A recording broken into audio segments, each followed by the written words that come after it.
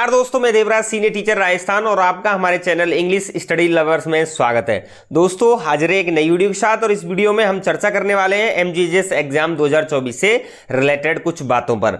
तो इस वीडियो के अंतर्गत हम आपके लिए बताने वाले हैं कि एमजीजीएस विद्यालयों में कुल कितने पद रिक्त हैं, परीक्षा के दिन कुल कितनी उपस्थिति रही, कुल कितने आवेदन भरे गए, 25 अगस्त 2024 को कुल कितने शिक्षकों ने परीक्षा दी, आंसर की कब तक आएगी, एमजीजीएस एग्जाम का रिजल्ट कब तक आएगा, एमजीजीएस एग्जाम की कट ऑफ क्या रहने वाली है, इन 7 पॉइंट पर हम चर्चा करने वाले हैं। दोस्तों यदि आपने इस वीडियो को स्किप किया तो ये वीडियो बिल्कुल ही समझ में नहीं आएगी। आपको एक एक पॉइंट इसके क्लियर करने हैं और समझना भी है कि किस हिसाब से डाटा आ सकता है या रह सकता है, कट ऑफ रह सकती है और कब तक इसका रिजल्ट आएगा, आंसर की कब तक आएगी। इन सारी चीजों के ऊपर आज हम चर्चा करने वाले हैं। तो दोस्तों वीडियो को शुरू करते हैं, लेकिन उस शुरू करने से पहले हम आपको बताना चाहते हैं ये केवल एक संभावना ही बताई जाएगी कि इतनी रह सकती है और इतने नंबर पर आपका होम डिस्ट्रिक्ट मिल सकता है। तो दोस्तों वीडियो को शुरू करते हैं। तो पहला जो बिंदु है वो है एमजीजीएस विद्यालयों में कुल कितने पद रिक्त हैं। तो आपको जानकारी होनी चाहिए कि जो एमजीजीएस विद्यालय है लगभग उनमें 17,500 पद खाली हैं, यानी टोटल राजस्थान के अंतर्गत 3737 महात्मा गांधी विद्यालय हैं, उनमें लगभग 17,500 पद खाली हैं। टोटल कितने हैं? 17,500 पद खाली है, ये आपको ध्यान में रखना है। दूसरा जो बिंदु है वो उसको देखते हैं कि परीक्षा के दिन कुल कितनी उपस्थिति रही। तो आपको यह ध्यान रखना है कि लगभग 65.36% लोगों ने इस परीक्षा में हिस्सा लिया है। लगभग 65.36% लोगों ने हिस्सा लिया है और बाकी लोगों ने इस परीक्षा में कोई इंटरेस्ट नहीं लिया है। तो 65.36% लोगों को अपने होम डिस्ट्रिक्ट में जाने की प्रबल संभावना है, ऐसा वो मानकर एग्जाम देने के लिए आए थे।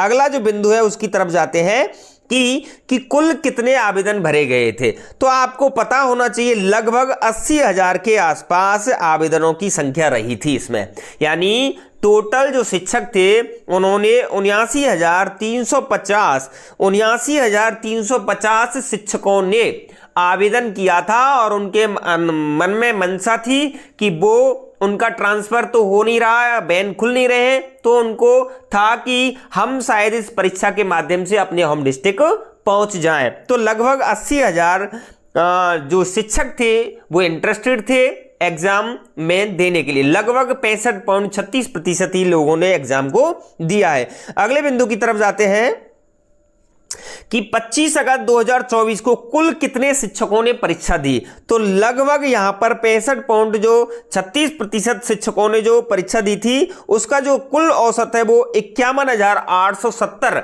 शिक्षकों ने इस परीक्षा में हिस्सा लिया था, बाकी के इस परीक्षा में एब्सेंट रहे हैं। नेक्स्ट जो प्रश्न है उसकी तरफ जाते हैं कि आंसर की कब तक आएगी। तो आपको आंसर की लगभग जो विभाग से नोटिफिकेशन आया है, आज जो नोटिफिकेशन आया है उसके अनुसार हम बता रहे हैं कि लगभग इसी सप्ताह का मतलब अगला जो अब सप्ताह चल रहा है 25 यानी 26 या 2 तारीख तक, यानी हम 26 के बाद कभी भी यह आंसर की आपकी आ सकती है एक सप्ताह के अंदर, यानी जो अगला संडे पड़ेगा उससे पहले ही आपकी क्या आ सकती है, आंसर की आ सकती है और आप उनसे मिलान कर सकते हैं। यदि आपने अभी अपने आंसरों को नहीं मिलाया तो प्लीज हमारी वीडियो को जाकर देख लें, बहुत ही सटीक तरीके से हमने उसमें विश्लेषण किया है, तो आपको उसमें देख सकते हैं। तो लगभग इसी सप्ताह इसकी आंसर की आने की संभावना है। अगले प्रश्न की तरफ जाते हैं कि एमजीजीएस एग्जाम का रिजल्ट कब आएगा। तो आपको ध्यान रखना है कि रिजल्ट लगभग 5 सितंबर तक रिजल्ट आने की पूरी संभावना है, ऐसा अध्यक्ष ने कहा है। तो इसका जो रिजल्ट है एमजीजीएस एग्जाम का वो 5 सितंबर तक आपका रिजल्ट आ सकता है, ये पूरी संभावना जताई जा रही है। अगला प्रश्न देखते हैं जिसके लिए आप बहुत ज्यादा उतारू और बेताब हो रहे होंगे कि हमारा सिलेक्शन होगा कि नहीं होगा। अब कुछ हम संभावनाएं बता रहे हैं, प्रेडिक्शन बता रहे हैं कि इतने नंबर पर आपको होम डिस्ट्रिक्ट मिल सकता है। तो अगला जो प्रश्न है उसके बारे में देखते हैं कि एमजीजीएस एग्जाम की कट ऑफ क्या रह सकती है। तो कट ऑफ के बारे में अगर हम अनुमान लगाएं तो ये देखते हैं कि लगभग जिनके अंक 100 में से 65 to 75%, हालांकि एबव 12 तो है ही है, जिनके 75 प्लस में जो नंबर आ रहे हैं, क्योंकि अगर पेपर का स्टैंडर्ड देखा जाए तो पेपर का स्टैंडर्ड बहुत ही अच्छा आया था। हालांकि योजनाएं जो थी, स्कीम्स थी, उसके कुछ क्वेश्चंस डिफिकल्ट थे, ज्यादा तो नहीं, 2 या 3 के जो क्वेश्चन थे वो ही गहराई से पूछे गए थे, बाकी के क्वेश्चन ज्यादा हार्ड नहीं थे। और उसके बाद जो इंग्लिश का जो पेपर था, वो उसकी जो वोकैब थी वो वास्तव में बहुत ही अच्छे स्तर की आई थी, और उसमें हम कह नहीं सकते, बहुत ही गजब तरीके से उसने वोकैब दी थी। और थोड़ा सा आपको डाउट होगा, जो पैसेज वाले जो क्वेश्चन है उनमें भी आपको डाउट होगा, कोई कट ऑफ जो आंसर किया कोई कुछ और बता रहा है, कोई कुछ और बता रहा है, तो उसमें आप अनुमान नहीं लगा सकते कि क्या आंसर आएगा। ये तो आरपीएससी जो एग्जाम लिया है, जो की आएगी वही पता लगेगा कि कौन सा आंसर करेक्ट है। तो पेपर का लेवल बहुत ही अच्छा था, इसमें कोई संदेह नहीं है, ठीक है ना। तो हालांकि हम ले रहे हैं कि 65 और 75% मैक्सिमम लेके चल रहे हैं कि 75% बहुत होते हैं, हालांकि एबव होते हैं, उनको हम मान के चल रहे हैं, प्लस में भी 75 प्लस, जैसे किसी की 80 तक पहुंच सके, पर लेकिन बहुत ही रेयर केस मिलते हैं, क्योंकि ये कंपटीशन का मामला है, इतने परसेंटेज किसी के बहुत ही कम आते हैं। हम तो ऐसा मानते हैं, क्योंकि हम भी सेकंड ग्रेड के टीचर हैं और हम भी जानते हैं क्या रहता है रेशियो। तो लगभग 65 to 75% नंबर जिनके आ रहे हैं उनको खुशखबरी है कि उनको होम डिस्ट्रिक्ट मिलने की पूरी संभावना रहेगी, और पहली ही चॉइस उनको मिलने की संभावना रहेगी, ऐसा मेरा मानना है। तो वो खुश रहे कि 65 to 75% वाले, और प्लस में जो भी नंबर आ रहे होंगे उनके भी, इनके 76, 77, 78 जितने भी नंबर आ रहे होंगे वो भी खुश रहे, क्योंकि उनको होम डिस्ट्रिक्ट के अंतर्गत पहली चॉइस मिलने की पूरी संभावना रहेगी। तो बाकी को क्या होगा वो आगे देखते हैं। तो अगले बाकी के जो 60 to 65% वाले जो छात्र हैं, जिनके अंक 60 से 65% के बीच में आ रहे हैं, यानी 60 से 65% के बीच में आ रहे हैं, उनको सेकंड चॉइस मिलने की संभावना रहेगी।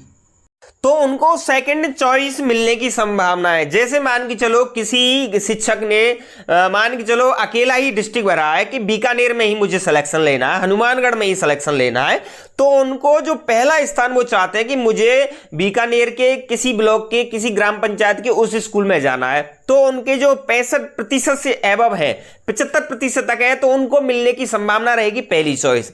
अब उनके जो उनसे कम है, तो उनकी जो सेकंड है, यानी 60 से 65% तक बच्चे हैं जो, उनको बीकानेर के ही अंतर्गत दूसरी चॉइस में कहीं भी, दूसरी के बाद कोई भी चॉइस मिल सकती है, ऐसा मेरा मानना है। यानी 60 से 65% वाले जो बच्चे हैं उनको उन्हीं जिले के अंतर्गत दूसरी चॉइस मिलने की संभावना है। दूसरी मिल सकती है, तीसरी, चौथी, पांचवी, कोई भी चॉइस मिल सकती है, ऐसा मेरा मानना है। अब उसके बाद देखते हैं कि बाकी के क्या करेंगे। तो यहां पर यह संभावना रहेगी कि 50 to 60% वाले बच्चे हैं, 50 to 60% वाले जो बच्चे हैं जिनके नंबर आ रहे हैं, उनको अपना मेन जिला ना मिलकर दूसरे जिले की संभावना रह सकती है। यानी बहुत सारे बच्चों ने, जैसे कि बच्चे नहीं, गुरुजी है ना, तो बहुत सारे हमारे जो शिक्षक साथी हैं, हमारी जो मैडम है, उन्होंने क्या है कि एक जिले के अलावा अपने आसपास के जिले, जैसे यहाँ भरतपुर के पास दौसा, करौली, सवाई माधोपुर, इस तरह से बढ़ती है,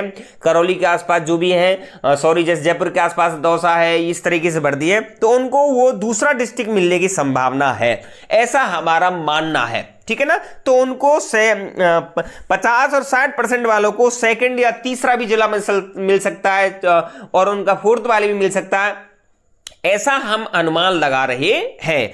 अगले अब बाकी के क्या हो सकता है, बाकी के देखते हैं कि जिनके 40% एबव पोस्ट जिनके मार्क्स बन रहे हैं तो उनको क्या मिलेगा। तो 40% जिन शिक्षकों के अंक बन रहे हैं या नंबर आ रहे हैं 40 प्लस में, तो उनको यदि पद रिक्त रहते हैं, क्योंकि टोटल जो हमारे पद रिक्त हैं वो टोटल 17,500 पद रिक्त हैं। कितने हैं? 17,500 पद रिक्त हैं, और टोटल जो फॉर्म की संख्या है वो कितनी है? वो है 80,000 के आसपास। कितनी है? 80,000 के आसपास टोटल फॉर्म भरे गए हैं, और जगह कितनी है? 17,500।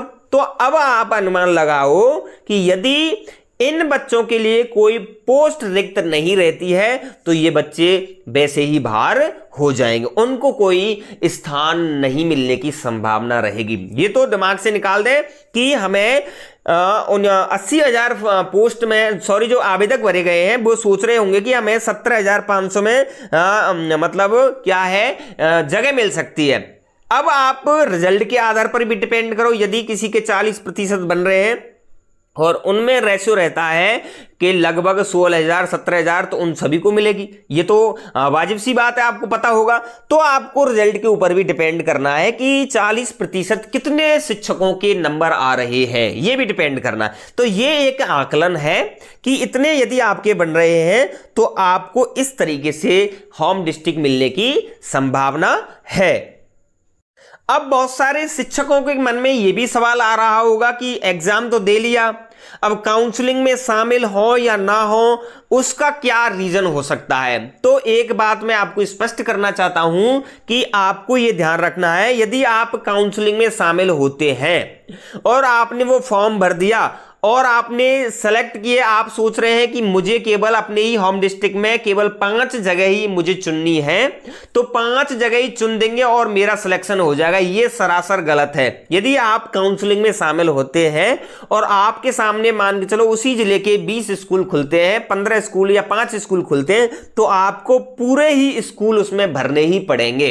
यानी पूरे ही स्कूल, जैसे कि 5 स्कूल आपके खुलते हैं या 10 स्कूल खुलते हैं, तो आपके पूरे ही स्कूल उसमें खुलेंगे और उसमें आपको 10 स्कूल भी भरने ही पड़ेंगे, सारे ही 10 स्कूल आपको भरने ही पड़ेंगे। आपने सोचा कि हम 2 स्कूल भर दें बस हमारा सिलेक्शन हो जाएगा, ऐसा कतई नहीं है, आपको 10 स्कूल ही भरने पड़ेंगे। अब आपने सोच रखा है कि मेरा दूसरे या तीसरे नंबर तक आ जाएगा और उसमें आपका नंबर नहीं आया, तो आपको किसी भी डिस्ट्रिक्ट में जो 10 जगह है वो वहां भी फेंक सकते हैं।